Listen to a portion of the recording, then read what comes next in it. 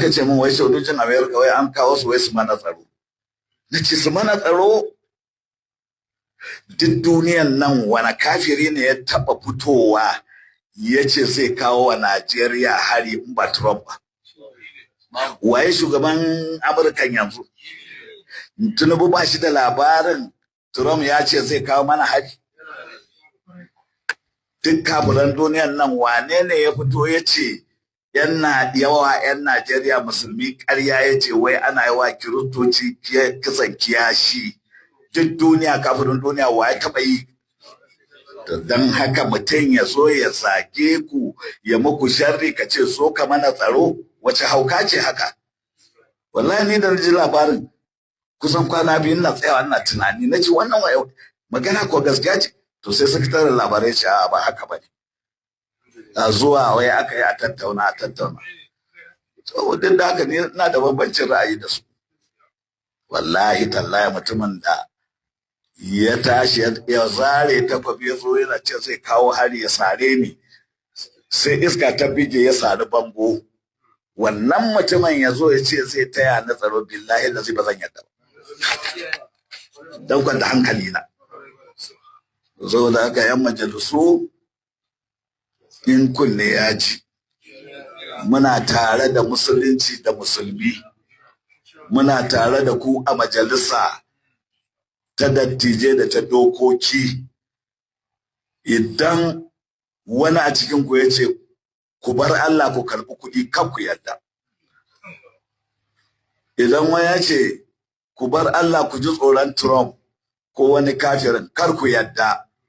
In kuka bar Allah kuma mu muna tare da Allah, Allah kuma baya barin nasa. Za mu daddankara addu'a don munafiki Allah ya tarwatsa shi.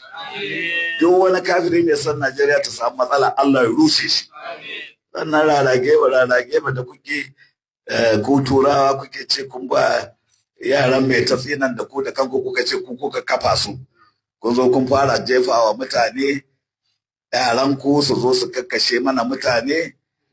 Ta kar ku ce ba mu fahimta ba. Abin da yasa ko ga mun yi shiru to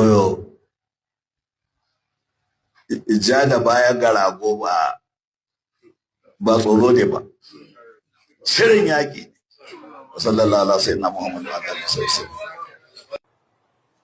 Ya kun wa musulmi, babu shakka cewa shugaba Bola Ahmed Tinubu ya ci zaɓe a 2023 da gumin musulmi. Ina ganin babu mai shakka akan wannan.